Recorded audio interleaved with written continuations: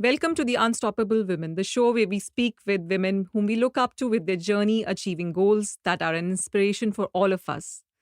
We are excited to start season 2 of Unstoppable Women with someone we all know, someone who has been our guide through the seductive world of cinema, and now more. Welcome to the show, Anupama Chopra. Thank you so much for having me.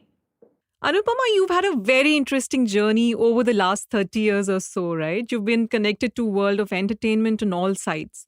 Through your mother, your husband, your sister. Did you ever consider another career option ever? No, no, it didn't even occur to me. It's like I discovered film journalism and then just fell in love and have been in love ever since.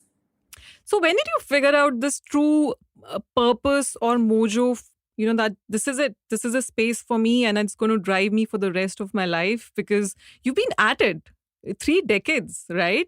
So I just want to know what is the Yeah, yeah. So source? What is the source of very early, I would say late 80s. So I graduated from St. Xavier's College in Mumbai, and I was an English lit major, and very sort of in love with language, with words, and not really so much in love with films, curiously, but I didn't know what to do and sort of fell into a job at Movie Magazine, which now no longer exists. And it was genuinely, it was done as a as a lark, कि चलो try करते हैं types. And who knew, within a few months, I just felt like I understood that this was my happy place and I never wanted to leave. And I just wanted to be a professional. I wanted to learn how to be a professional journalist rather than just, kind of figure it out as I went along. So then I went to the US and I got a master's in journalism at Northwestern University. I worked in New York for about 10 to 11 months at Harper's Bazaar magazine. But through that whole thing, I knew that I always wanted to come back to Bombay and write about movies. wonderful. And I also know that you had some, I think you stayed for in Hong Kong for some time. I did. I did. That was high school. So I did my ninth, 10th, 11th grades in at the Hong Kong International School. We lived there for 3 years. Okay, how was that? It was amazing. It was the first time I had lived abroad, though we moved around a lot. My father worked with a multinational, so he was transferred about every 3 years or so. But this was the first time we were actually living outside of the country, and it was such an interesting place. This was, of course, pre 1999. The island hadn't been handed over yet. And it was a magical cosmopolitan place with, of course, the locals and the British and Americans and Indians. So it was really the proverbial melting pot.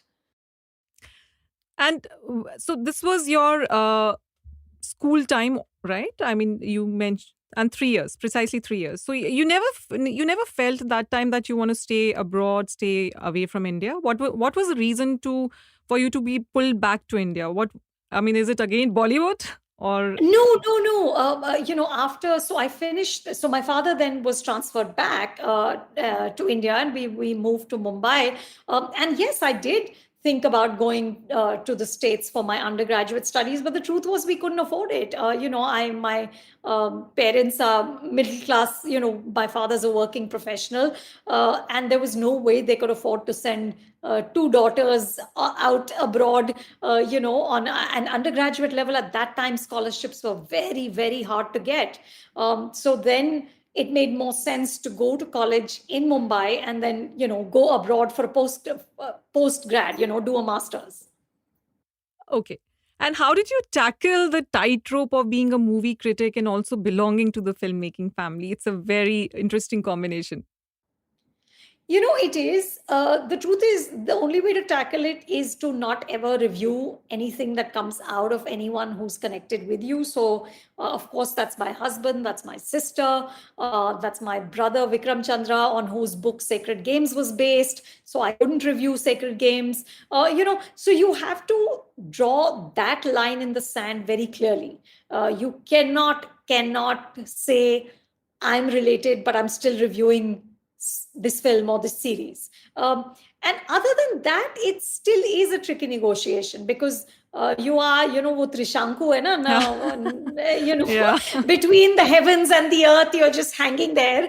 And you do know people socially. You do, your close family members have relationships, and yet you have to then finally do reviews and then say what you feel, and people get hurt and people get upset. But it is the nature of the beast, and if you can't do that, then I don't think you should be a film critic. Okay. So, I'm very interested to ask you one question. With so much cinema around, right? Your DNA, your core, where you come from, and now the family you're married into, and your core purpose. Did you ever feel that you want to get away from it and do something else, or just take a sabbatical for some time and draw your purpose from some other activity? No. I don't think I'd be any good genuinely at anything else. This is all I know. This is all I love. This is what keeps me going. On Sunday, by Sunday evening, I'm raring to get back to work.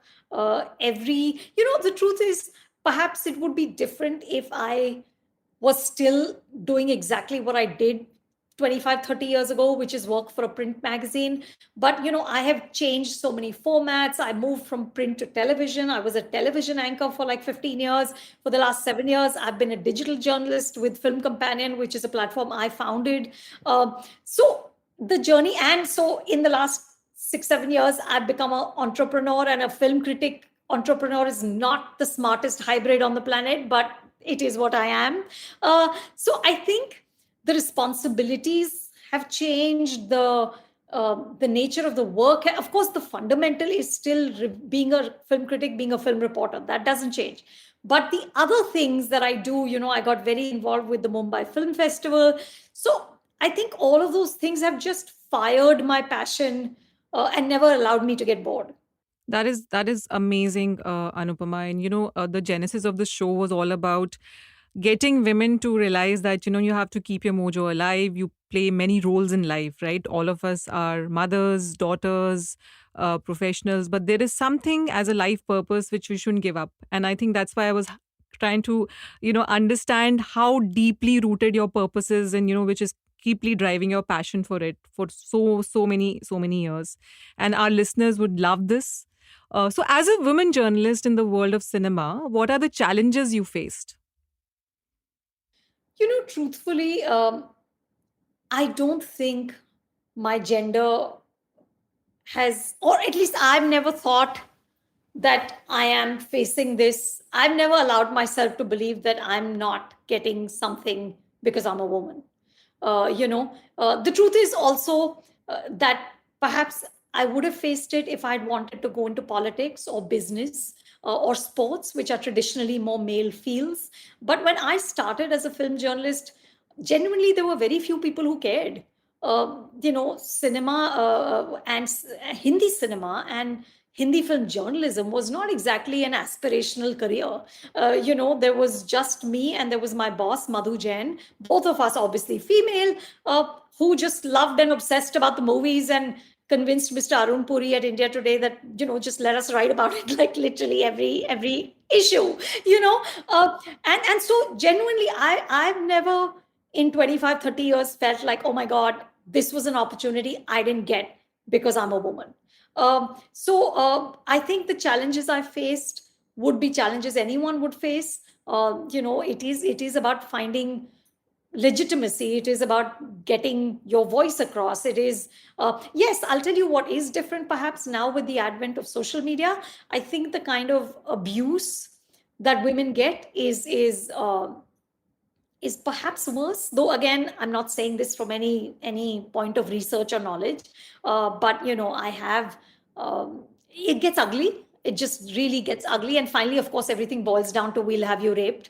And it's just nasty. I don't know if male critics get that kind of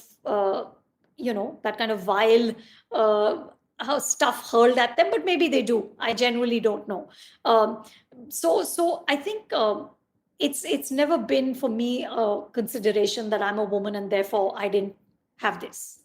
Lovely, Anupama. So I always believe that on a scale of negative to neutral to positive, it's all about the attitude and which filter you're looking life from, and you see the solutions likewise. So absolutely, I kind of resonate with you, and I think our listeners should listen to this because obstacles are only from the lens you see life.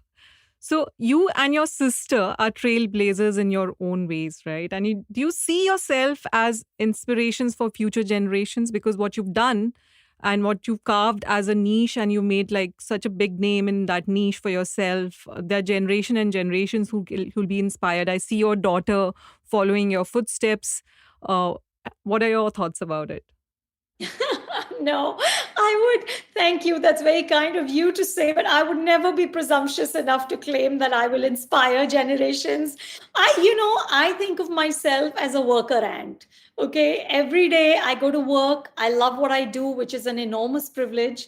And I just try and do it to the best of my ability. I am at that point where what excites me now is being able to create and perhaps push the larger ecosystem. So it's not really so much about my career and my how many hits did I get. I think I'm a little now past that. What's exciting for me is that like I can create something like Film Companion, and um, we provided a platform for so many interesting voices on cinema.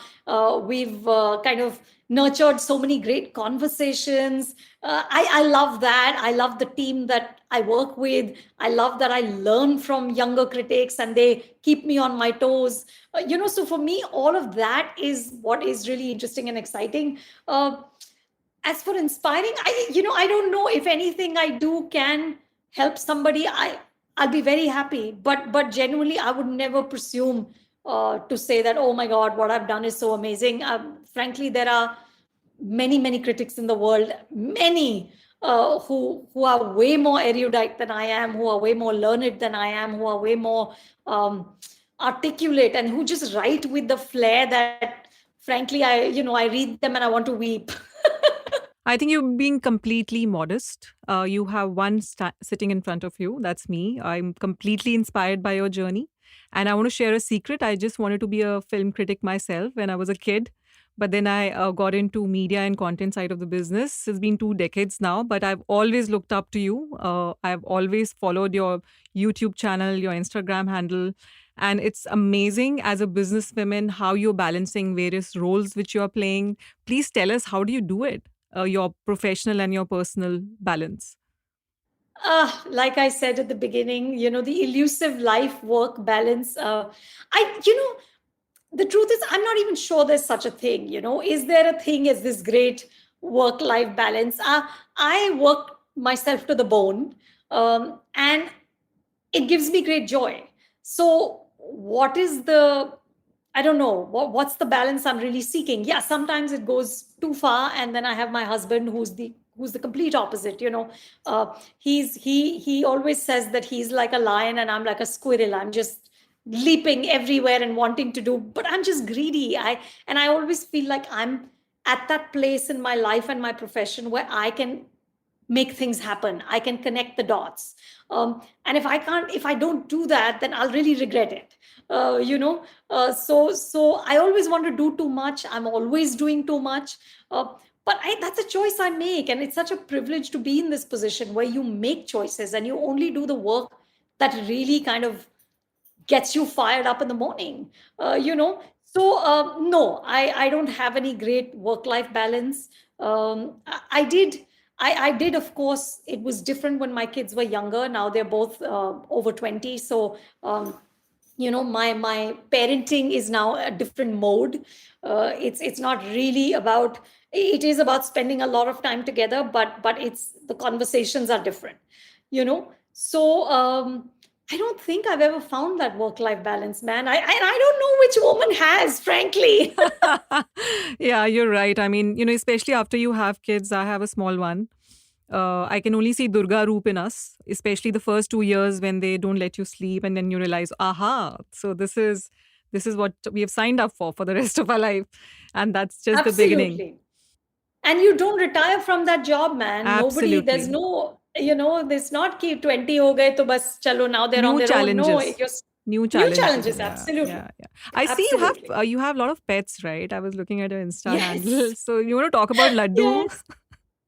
Oh my God, Laddu is the newest. He's adorable. He's a chow chow. He was a gift from a friend, and he's really smart. He's getting bigger and bigger, which is when he came in, he was this really cute puppy, and he's already at that point where when I bend down to pick him up, like I hear a creak in my lower back, which is also a sign that I'm getting older and Laddu's getting bigger.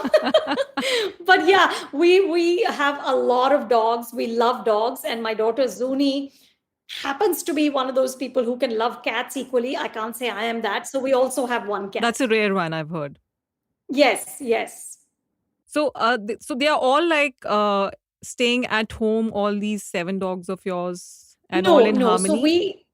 no, we have 5 in Bombay, and we have a farmhouse about 3 hours out of the city, where we have 4 other dogs. So and these ones, so the farm guys don't mix with the city guys because the size is very different, and there wouldn't be harmony, I think, for too much longer. So we go back and forth between them. Lovely. I think man's best friend. Absolutely. I think Bilkul, just bilkul. keeps you in a good mood. Either kids, dogs. I think I love that energy around. Keeps you back in the present moment every second. So you've achieved so much, and I've been watching your interviews. Like I said, I see so much of your content. Being a content person myself, I just keep asking myself, Anupama is doing so much, and what keeps her going? What is her overarching ambition? What next, Anupama? Is there a book coming up? Is there a movie? What's on the radar now? So, I've just had a book released in January. It's called A Place in My Heart. And it's been published by Penguin India. And it's actually a sort of it's movie recommendations, but it's also a kind of nostalgia filled sort of essay on my, I mean, it's not one essay, it's many, it's 51, on my time as a film journalist. It's a kind of mix of many things. So no, there won't be another book for a while because I've just done this. I think my larger ambition now is really to kind of take Film Companion to the next level. The platform celebrates its 8th anniversary in July, and I really want to find ways to really create more space for credible and engaging film journalism. I think some of the conversation around entertainment and cinema has become, and I don't have a problem with it, I don't look down on it, but has become very reduced to celebrity, lifestyle, yay or nay, gossip. And, I just feel that there's a place for that and we all enjoy it. Like I said, I'm not judgmental, but I just feel like there's so much more to the movies. There's such a profoundly influential art form that there needs to be more credible conversations around it, and that's what we're trying to create at Film Companion. And with Film Companion, is it more of a editorial, more content driven approach, or you're open for partnerships, collaborations? Because honestly, Oh, I come from we a are. you are okay, okay. Absolutely, absolutely open. Of course, it was editorial driven, because I'm an editorial person. So it's very funny. We are we are in one of those situations where our editorial is superb. Monetization, technology, all the stuff that I don't understand is what we struggle with every single day. I was But so tempted to see your content, and I'm like, why isn't she doing paid partnerships? Why don't I see a brand there? Why don't no, I see we partnerships we there? would. So, Shailja, we would love to do paid partnerships, and we do. We do a lot of branded work, but all of our branded work, anything that's advertorial is always marked as advertorial. We do not believe in that model of passing off content that's paid for as actual editorial, because it's not, it's marketing. So I'm very, very clear that that doesn't happen in Film Companion. But we are happy to do paid partnerships, and we work with a bunch of brands. So, this entire FC Reels, I saw something, one of the hashtags, and I was like, wow, one of the smartphone categories would love to do this because that's what marketers discuss in the boardrooms. How do we get the film fraternity to collab and do something in the UGC space and the social space? And I think I see a lot of potential for your platform. Absolutely. Well, please, when this is over, drop me a line, give me advice, because clearly my entrepreneur side is not really where it needs to No, be. come on, Anupama. I'm just like I just see the lens from a brand plus editorial. So yeah, Totally. Wohi na, because I don't. So I'm like, "Ki yaar, we'll just make it and somebody will show up." And that's not how it works anymore. yeah. Absolutely, I get that.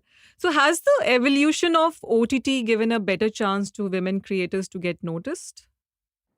Absolutely. I'm not sure so much that it's just women creators. I think it's just women. It's women artists. Uh, it's women directors, women showrunners.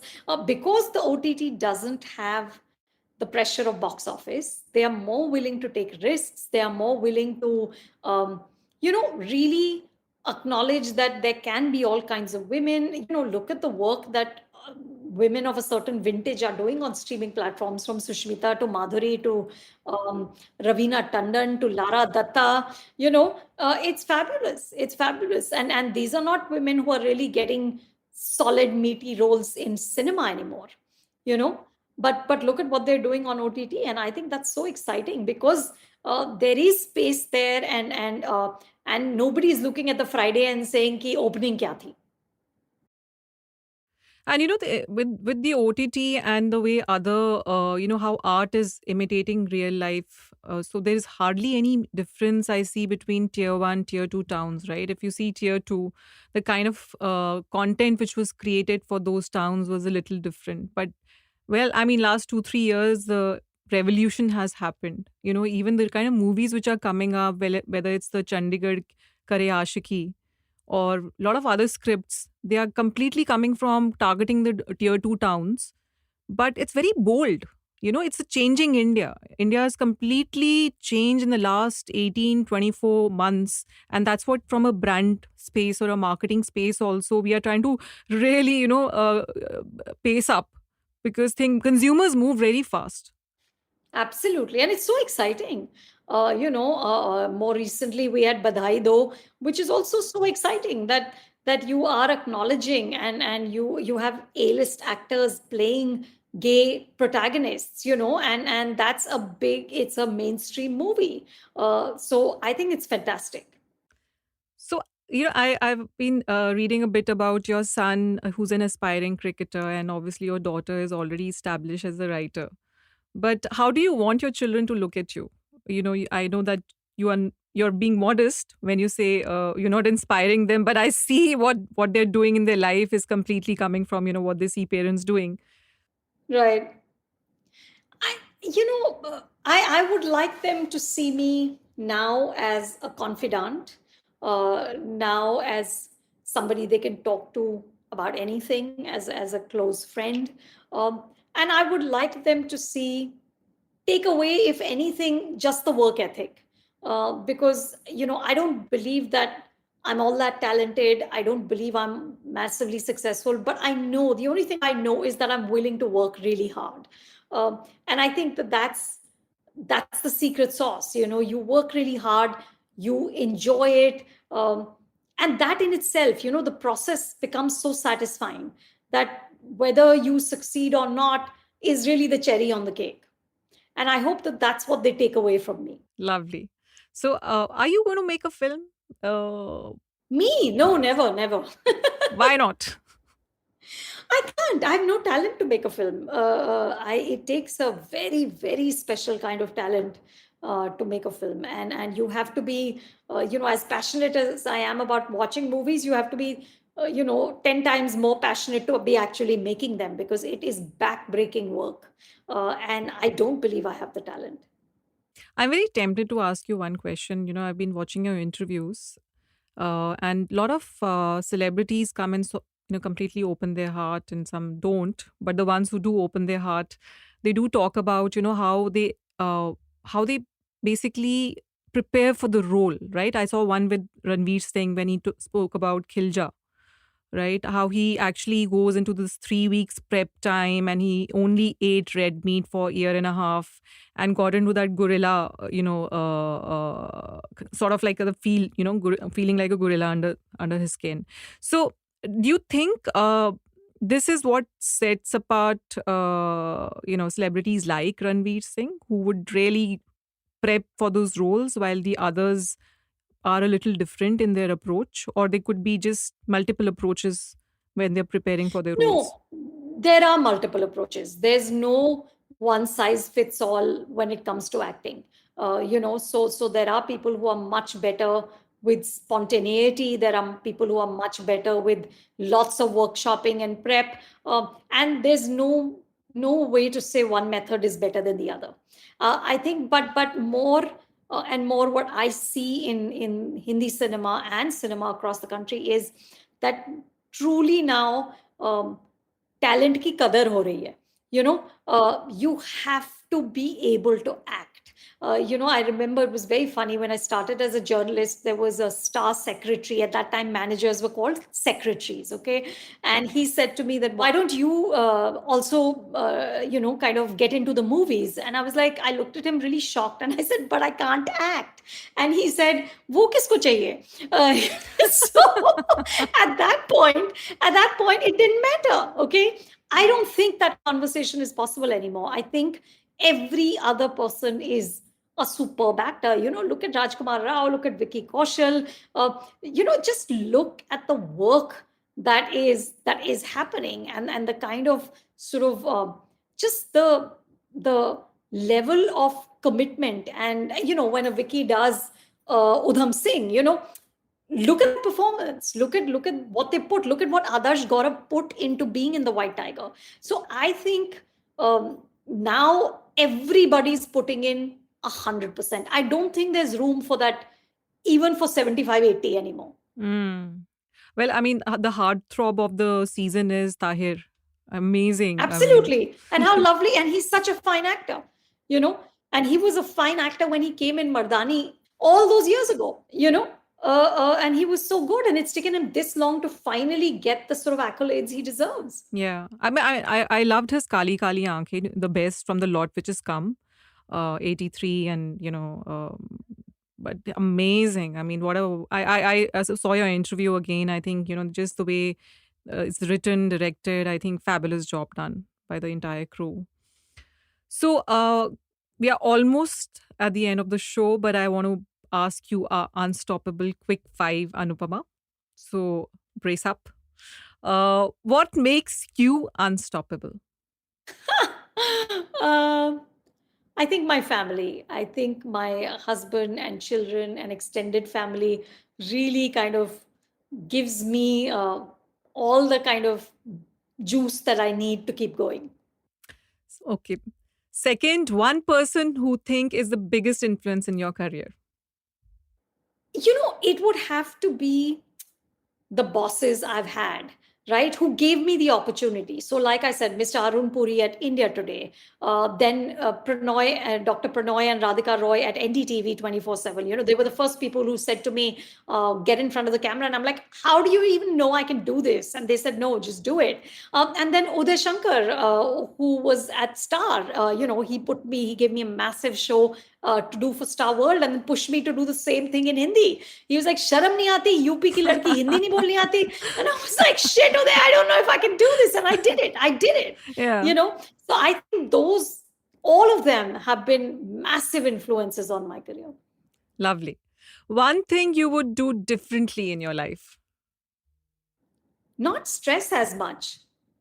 You know, I think when big changes came, as they did, when I stopped working for India Today, when the Star World show, the contract wasn't renewed, it was really like I felt like I'd hit some sort of a low. But the truth really is that new doors always open. and doors open that take you on a bigger and better and more exciting journey, because if the Star World show hadn't shut down, I would have never become a digital journalist. And this has been such an exhilarating ride. So I think you have to keep the faith and just keep going. Keep going, yeah. Uh, so next is a film that blew you away, other than Parinda, of course. A film that blew me away is a film called Kumbalangi Nights, which is a Malayalam film that I saw, I want to say about 2 or 3 years ago. It's just a fantastic, moving, beautifully shot and acted film. Malayalam cinema is another episode. Yes, it is Yeah, indeed. yeah. My final one, quick, unstoppable, quick five for you is a film you would have liked to make. Hey, but I can't make. I can't That's make honesty. movies. That's being I honest. Okay. can't make. I can't make. I can only. My husband says कि तेरा अच्छा job है ऐसी room में बैठ के बुराई करो. Oh, it was lovely talking to you, Anupama. So much lovely, this vibe we've shared, this space we've shared is going to be a memory with me forever. Thank you so much for coming on the show. I wish you all the best with all your endeavors in life. Thank you so much. Thank you so much. Thank you. Bye. Bye. Join us again next week for more inspirational stories from unstoppable women.